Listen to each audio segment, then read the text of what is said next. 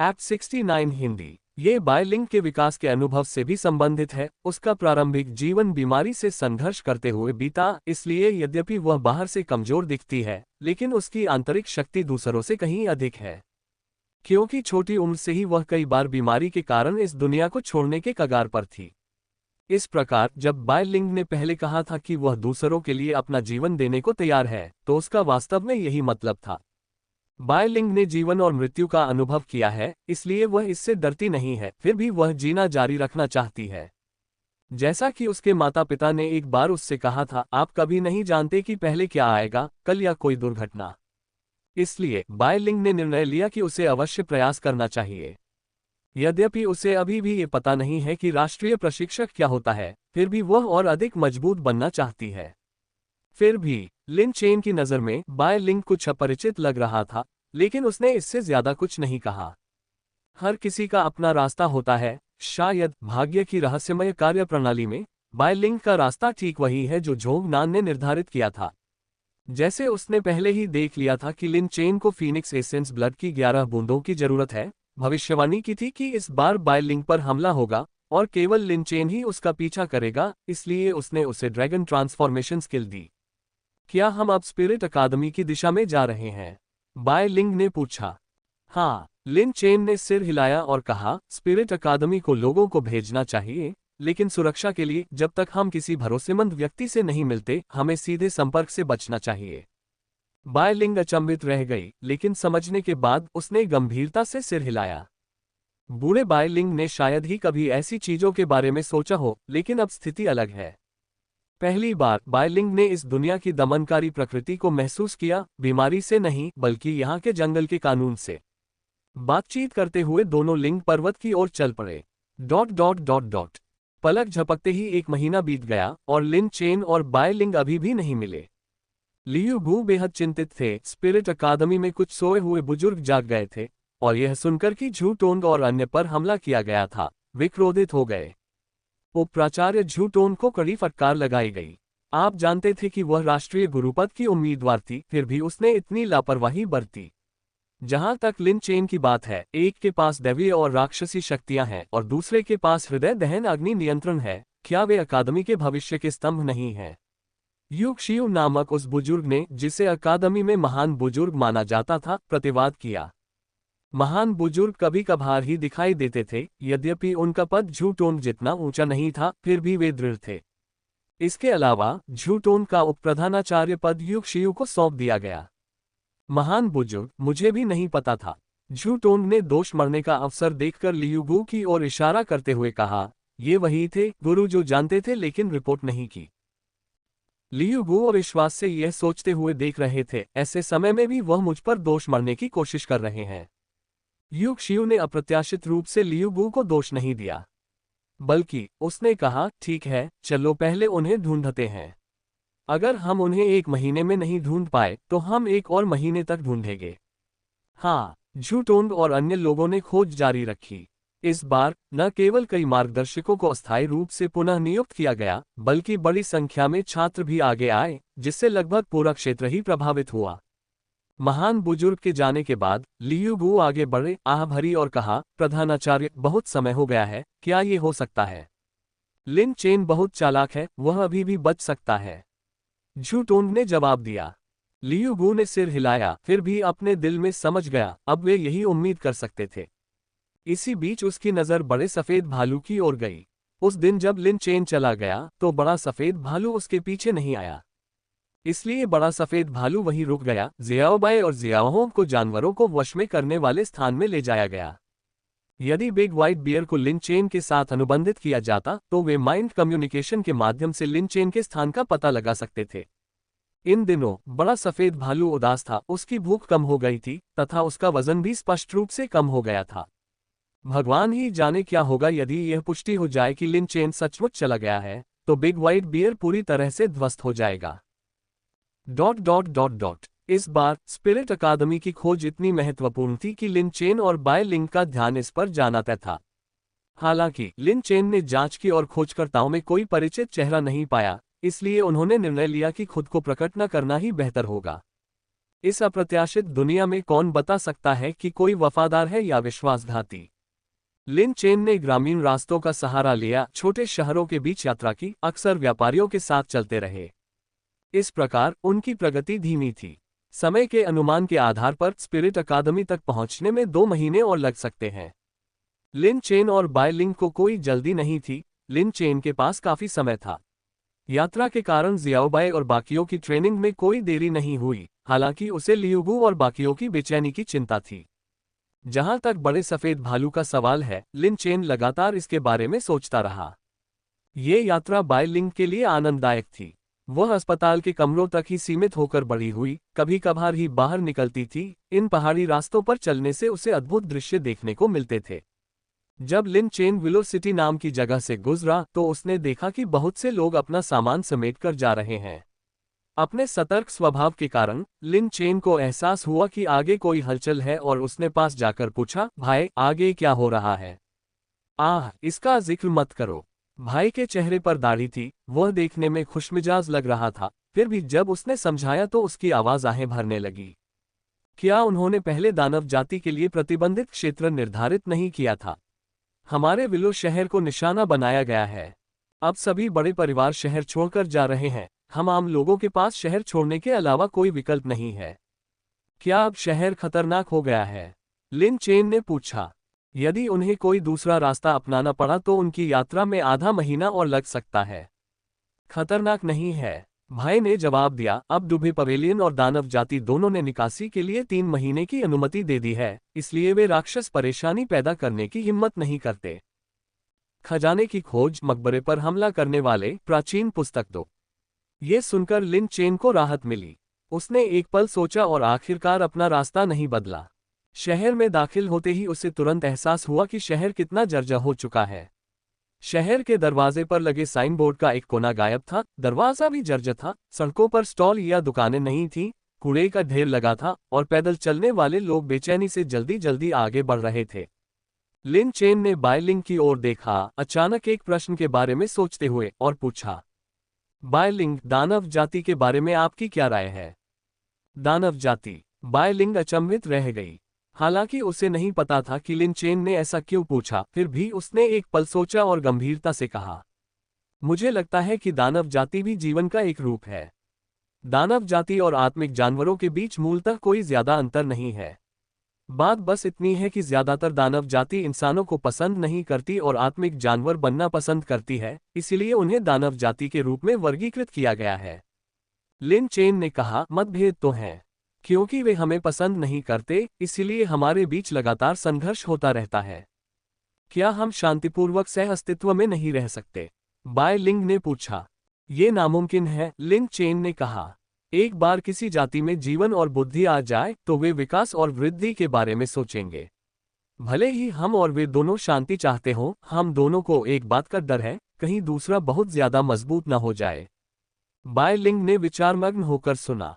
लिन chain ने आगे कुछ नहीं कहा। उसने ये सवाल इसलिए पूछा क्योंकि अगर झोंग नान सचमुच बाय लिंग को अगले राष्ट्रीय उपदेशक के रूप में तैयार करना चाहती है तो उसे इन मुद्दों का सामना करना होगा। व्यक्तियों के बीच संबंध, शक्तियों के बीच संबंध, जातियों के बीच संबंध, राष्ट्रों के बीच संबंध। एक राष्ट्रीय उपदेशक की दिशा किसी देश की भविष्य की दिशा का प्रतिनिधित्व करती है। ...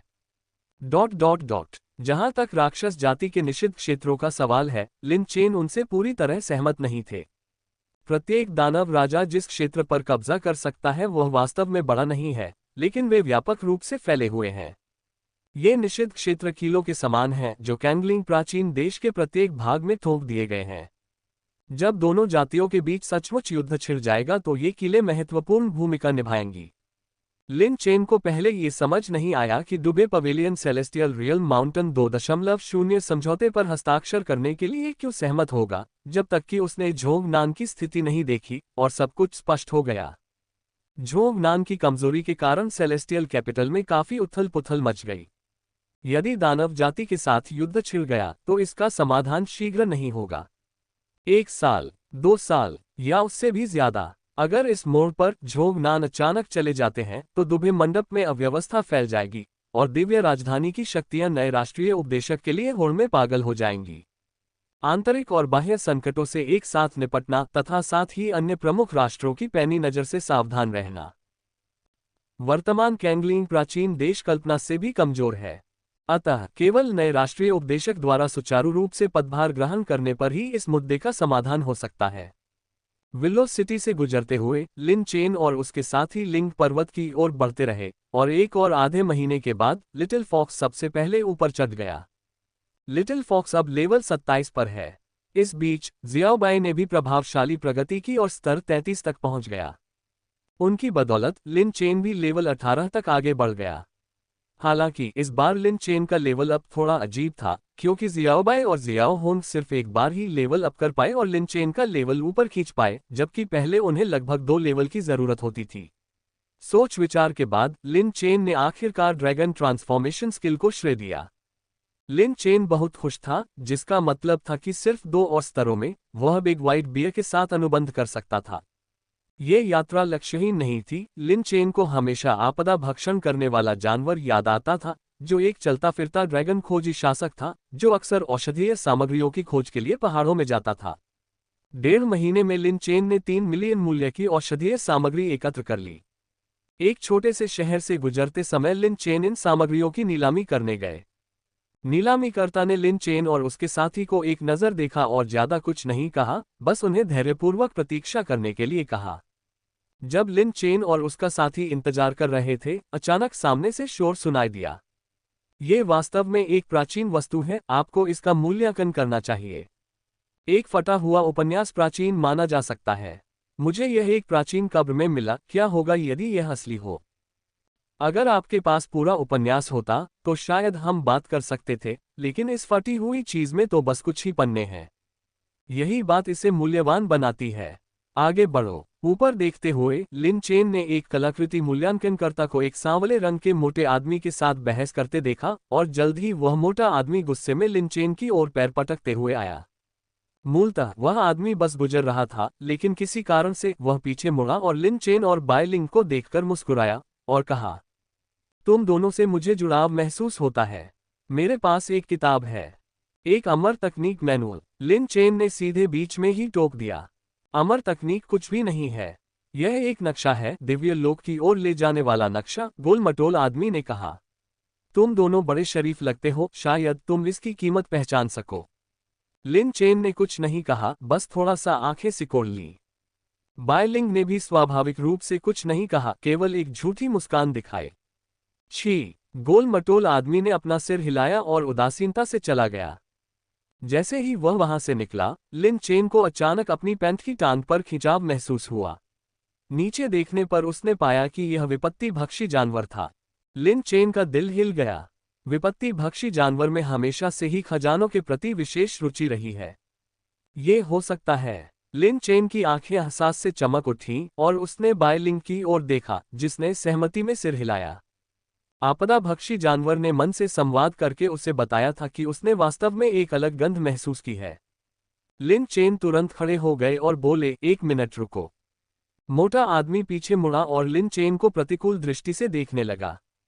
लिन चेन आगे दौड़ा, कलाकृति मूल्यांकनकर्ता की ओर एक नजर डाली और फुसफुसाया, क्या आप एक कब्र लुटेरे हैं?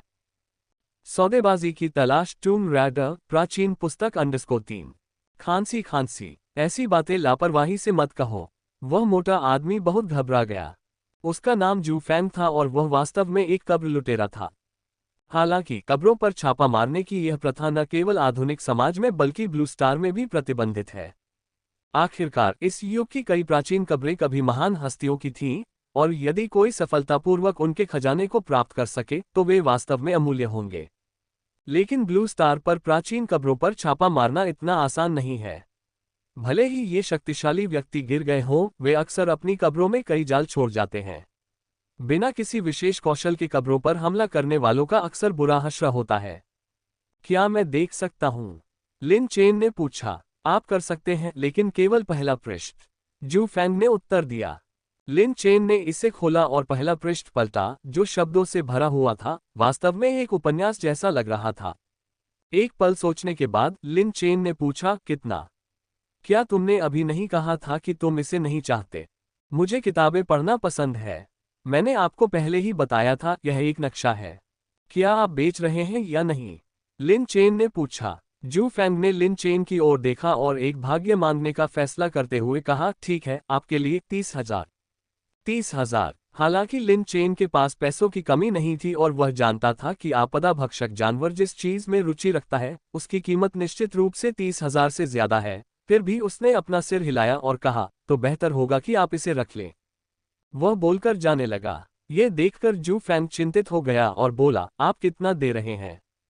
3,000। 3,000। जू फैंग ने दांत पीसते हुए सोचा कि यह बहुत ज्यादा कीमत में कटौती है, 9 गुना कम। उन्होंने व्यंग्यात्मक लहजे में कहा, तो फिर मुझे इसे अपने पास ही रखना चाहिए। 5,000, इससे ज्यादा नहीं। लिन चेन ने तुरंत अपना प्रस्ताव बदल दिया, बस इतना ही। लिन चेन का रवैया दृढ़ था। जू फैंग ने उसकी तरफ देखा और उसे लगा कि वो कोई झूठ नहीं बोल रहा। आखिरकार उसने कहा, ये तुम्हारा है, ये तुम्हारा है। अंत में लिन चेन ने सामान के बदले भुगतान किया। जू फैंग ने पैसे लिए और संतुष्ट होकर चला गया, लेकिन जैसे ही वह बाहर निकला उसकी आंखें किसी बल्ब से भी अधिक चमक उठीं। वास्तव में ये कथित प्राचीन वस्तु कोई प्राचीन कब्रों से प्राप्त वस्तु नहीं थी, बल्कि यह उनकी पारिवारिक पुरानी संपत्ति में मिली थी। जू फैंग कोई स्थानीय व्यक्ति नहीं था, वह वही व्यक्ति था जिसके पास से लिन चेन विलो सिटी में गुजरा था। दूर जाते समय अनजाने में उसे एक पुराने बिस्तर के नीचे ये चीज मिल गई और उसने नीलामी में अपनी किस्मत आजमाने का फैसला किया। उसने सोचा कि इसे 1,000 में बेचना ठीक रहेगा, लेकिन आखिरकार उसे 5,000 मिल गए। लिन चेन को शू फैंग के इरादों का अंदाजा नहीं था। जैसे ही वह सामान लेकर वापस लौट रहा था, उसने नीलामी घर की दरबान को लौटते देखा। उसने लिन चेन और शू फैन के बीच हुए लेन देन को देखा और कहा, सर, यहाँ शू फैन की विश्वसनीयता संदिग्ध है, कृपया धोखा न खाएं। कोई बात नहीं, वैसे भी इसकी कोई खास कीमत नहीं है। लिन चेन ने बेपरवाही से कहा, किताब अपनी आस्तीन में डालते हुए, और यूं ही पूछा, जू फैंग ने क्या किया है? वह विलो सिटी का एक कब्र चोर है और वहां की नीलामी में उसका नाम लंबे समय से काली सूची में है, इसलिए वह हमारे शहर में जल्दी आ गया। दरबान ने कहा, उसके पूर्वज भी कब्र चोर थे। कभी कभी वह अच्छी चीजें लाता था, लेकिन अक्सर झगड़े होते थे। पिछले साल की तरह किसी के दफनाने के अगले ही दिन उसने चीजें खोद डाली। बाद में हमारे नीलामी घर में परिवार ने हंगामा खड़ा कर दिया। क्या आपको लगता है कि उसमें ईमानदारी की कमी है? उद्धरण चिन्ह उद्धरण चिन्ह। लिन चेन और बाय लिंग के पास कहने के लिए शब्द नहीं थे। उस व्यवहार में वास्तव में ईमानदारी की कुछ कमी थी। आपकी जड़ी बूटियां हम 3,30,000 रुपये देकर सीधे खरीद सकते हैं। क्या ये स्वीकार्य है या आप नीलामी प्रक्रिया पसंद करेंगे? दरबान ने बात को व्यावसायिक विषय पर मोड़ दिया। कोई जरूरत नहीं, पैसे से कोई दिक्कत नहीं है। लिन चेन ने पैसे को संभाल कर रख दिया और फिर बाय लिंग के साथ चला गया। हालांकि वह अंदर ही अंदर यह जानने की उत्सुकता नहीं रोक सका कि इस पुरानी किताब में क्या है। क्या इस बार उसे सचमुच कोई सौदा मिल सकता है? स्पिरिट अकादमी में वापसी, एल्डर के पद पर पदोन्नति। अपने घर वापस आकर लिन चेन ने पुस्तक मेज पर रख दी और बाय लिंग भी उसके साथ आ गई। इस पुस्तक का कोई शीर्षक नहीं था, लेकिन ये कुछ हद तक एक उपन्यास जैसी थी जिसमें गहरी तल्लीनता थी। सरल शब्दों में कहें तो ये रिकॉर्ड करता है कि एक व्यक्ति किस प्रकार सभी बाधाओं के बावजूद सफलता प्राप्त करता है। एक वाक्य था जिसे सुनकर लिन चेन के चेहरे पर व्यंग्यात्मक मुस्कान आ गई, क्योंकि उसमें कहा गया था, उद्धरण चिन्ह। चाहे आप माने या न माने, भाग्य भी ताकत का ही एक हिस्सा है। अमर लोगों से भी ऊपर सच्चे अमर लोग हैं, लेकिन हर कोई सच्चे अमरत्व के दायरे में कदम नहीं रख सकता। यही बात जानवरों के लिए भी लागू होती है। अमर जानवरों के ऊपर अराजकता अमर जानवर हैं, लेकिन हर अमर जानवर को इस स्तर तक पहुंचने का अवसर नहीं मिलता है। मैं बहुत भाग्यशाली हूं कि मैं उनमें से एक हूं, क्योंकि मेरी किस्मत काफी अच्छी है। ये पढ़कर लिन चेन ने बाय लिंग की ओर देखा। इस बात को एक तरफ रख दे कि यह अंश सत्य है या नहीं, लेकिन उनके अनुभव सचमुच कुछ हद तक बेतुके थे। इसके अनुसार उन्होंने एक वर्ष में 3 प्रमुख क्षेत्रों को पार करते हुए साधना का मार्ग खोल दिया और 3 वर्षों के भीतर वे अमरपथ में प्रवेश कर गए। लिन चेन के हाथ में ये कुछ पृष्ठ यही समाप्त हो गए। अंतिम भाग में सच्चे अमर क्षेत्र में प्रवेश करने के उनके प्रयास का उल्लेख है, लेकिन यह अचानक ही समाप्त हो जाता है। लिन चेन ने पढ़ना समाप्त करने के बाद इसे फिर से ध्यान से पढ़ा, जबकि बाय लिंग ने उत्सुकता से पूछा, क्या आपको लगता है कि यह सच है? लिन चेन ने कहा, पहला भाग तो उचित लग रहा था, लेकिन दूसरा भाग थोड़ा अटपटा था। उन्नयन कदम दर कदम होना चाहिए, और लिन चेन खुद को भाग्य का बच्चा नहीं मानता था, लेकिन बाय लिंग निश्चित रूप से ऐसा मानता था। भाग्यवान इस व्यक्ति का भाग्य निश्चित रूप से बेहतर होगा, लेकिन फिर भी साधना की गति को इस हद तक बड़ा चढ़ाकर नहीं बताया जाना चाहिए, है न? इसके अलावा ताइचु मूल से लेकर वर्तमान दिव्य पशु युग तक मानव साधना का इतिहास हजारों वर्षों तक फैला हुआ है, और कभी भी किसी सच्चे अमर क्षेत्र या अराजकता अमर पशु का उल्लेख नहीं किया गया है। किताब बंद करते हुए बायलिंग ने शिकायत की, क्या ये $5000 की बर्बादी नहीं थी? जरूरी नहीं। लिन चेन ने किताब के कवर को छुआ और कहा, इस किताब की सामग्री बहुत अच्छी है। जहां तक विषय वस्तु की बात है, वह सच है या नहीं, इससे कोई फर्क नहीं पड़ता।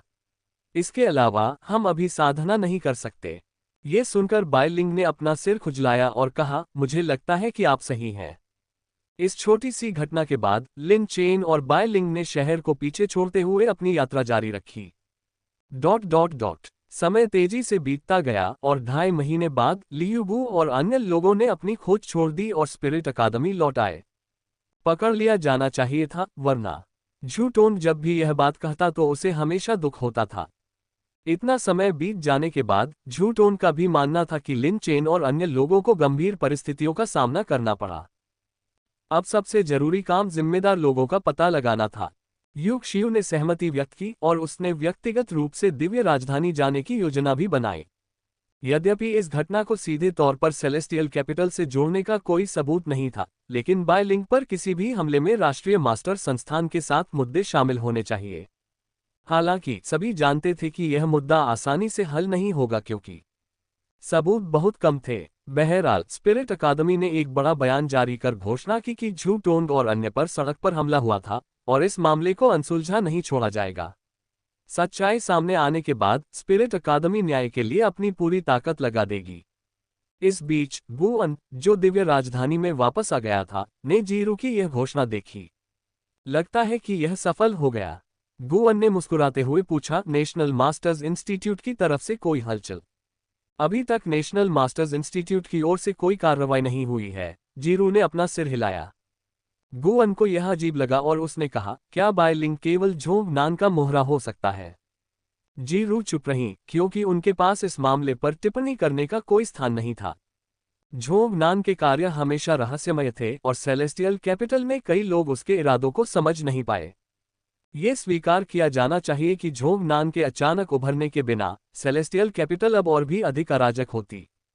लेकिन ये झोंग नान के दबंग स्वभाव के कारण भी था कि दिव्य राजधानी शक्ति उससे असंतुष्ट होती जा रही थी। क्या ली जिया वापस आ गया है? गुअन ने फिर पूछा। मेरी जानकारी के अनुसार ली जिया दिव्य राजधानी नहीं लौटी है, जीरू ने कहा। शायद सुर्खियों से बचने के लिए या चुपके से लौट गई हो, लेकिन कम से कम चेन झिलियू, जिसे उसने अपने साथ ले लिया था, लौट आई है। चेन झिलियू वापस आ गया है। गुअन आश्चर्यचकित था। स्पिरिट अकादमी के प्रकाशित केस विवरण के आधार पर चेन झिलियू ने ही तब कार्रवाई की थी। फिर लिन चेन और बाकी लोग पहले दृश्य से भाग गए।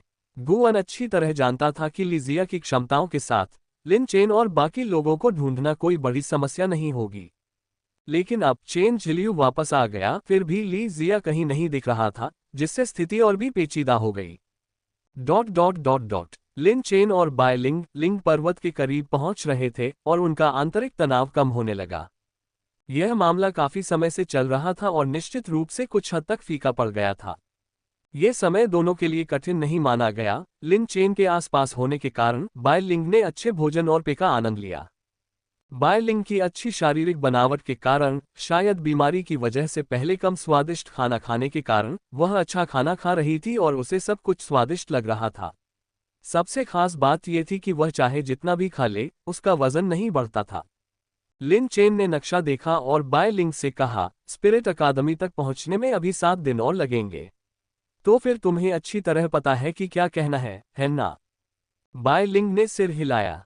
लिन चेन ने उसे निर्देश दिया कि वह ड्रैगन परिवर्तन कौशल के अधिग्रहण के बारे में कुछ भी न बताए, क्योंकि इस मामले के परिणाम गंभीर थे। न केवल लिन चेन के लिए एक घातक खतरा था, बल्कि झोंग नान के लिए भी प्रतिकूल था। बायलिंग ने इतने दिनों से इसे ध्यान में रखते हुए जोर से सिर हिलाया। लेकिन इस बार उसने न केवल सिर हिलाया बल्कि यह भी पूछा, क्या ड्रैगन परिवर्तन कौशल एक प्रकार की अमर तकनीक है? मैंने उस समय जियाओबाई को रूपांतरित होते देखा था और यह प्रभावशाली था।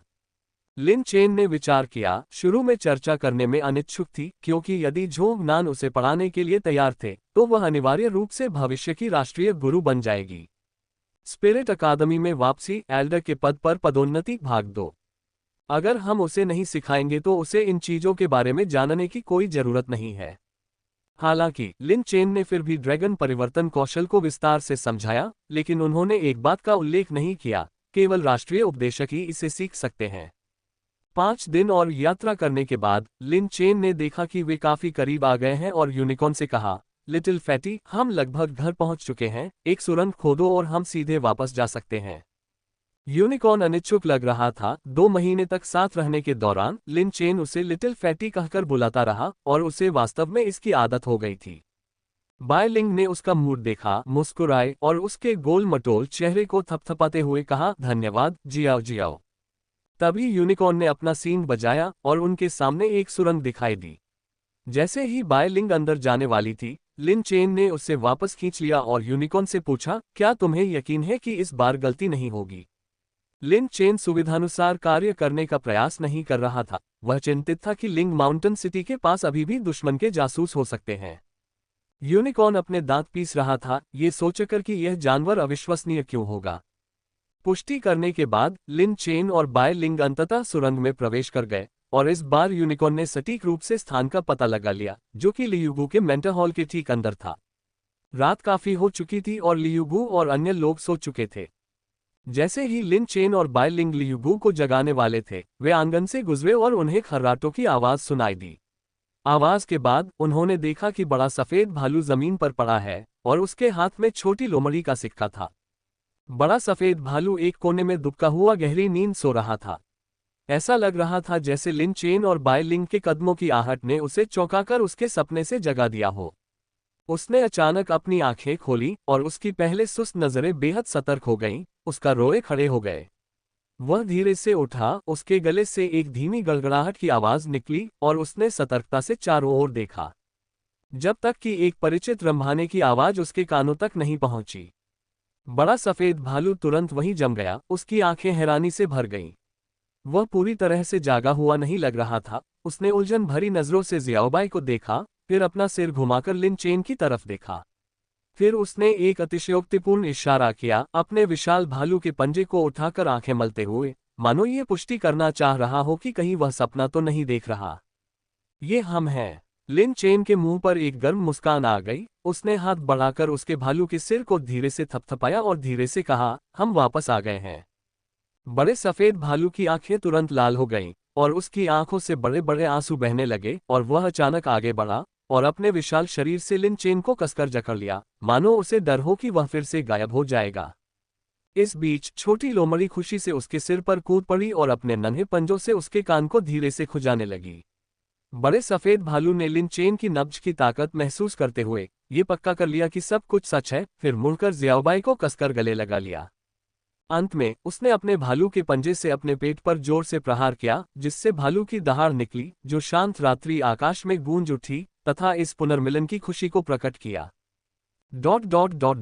इस दहाड़ से लियुगु जाग गया। वह ये सोचकर बाहर भागा कि बड़ा सफेद भालू दुख से पागल हो गया है। इन दिनों वह इस बात पर विचार कर रहे थे कि बिग व्हाइट बियर की स्थिति को कैसे संभाला जाए। जब वह वहां पहुंचा और लिन चेन तथा अन्य लोगों को देखा तो वह दंग रह गया। लिन, बाय, लियुगु ने भी अपनी आंखें बड़ा चढ़ाकर रगड़ी। लिन चेन और बाय लिंग ने अभिवादन में हाथ मिलाए और जब उसने पुष्टि की कि यह वास्तव में वे ही थे, तो वह जोर से हंस पड़ा। अच्छा, सचमुच बहुत अच्छा। बोलते बोलते उनकी आंखों से आंसू बहने लगे और उन्होंने कहा, यह अच्छी बात है कि तुम ठीक हो, यह अच्छी बात है कि तुम ठीक हो। ये कहने के बाद लियुगु ने दुखी होकर कहा, हमने 2 महीने तक तुम्हें खोजा, लेकिन तुम नहीं मिले। प्रधानाध्यापक तुम्हारे अंतिम संस्कार की तैयारी कर रहे थे। उद्धरण चिन्ह ... उद्धरण चिन्ह।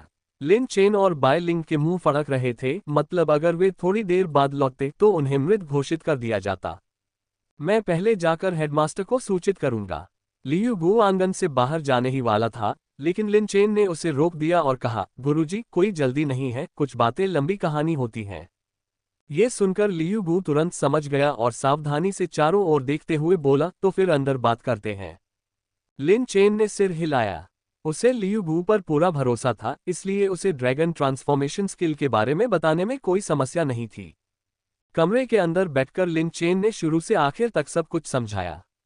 जब लियू बू ने सुना कि अंतरिक्ष सुरंग से गुजरने के बाद उनका सामना दुश्मनों से हुआ, तो वह चौंक गया। लियू बू ने कहा, वे अविश्वसनीय रूप से तेज थे। मैं भी समझ नहीं पा रहा हूं, लिन चेन ने कहा। अगर दुश्मनों के पास ट्रैकिंग स्पिरिट बीस्ट्स भी हों, तो भी वे इतने तेज नहीं हो सकते। लियू बू ने तुरंत बीच में टोकते हुए कहा, केवल एक ही संभावना है, दुश्मन के पास अंतरिक्ष की शक्ति भी है। ये सुनकर लिन चेन की पुतलियां तेजी से सिकुड़ गईं। अंतरिक्ष की शक्ति? आप मजाक कर रहे होंगे।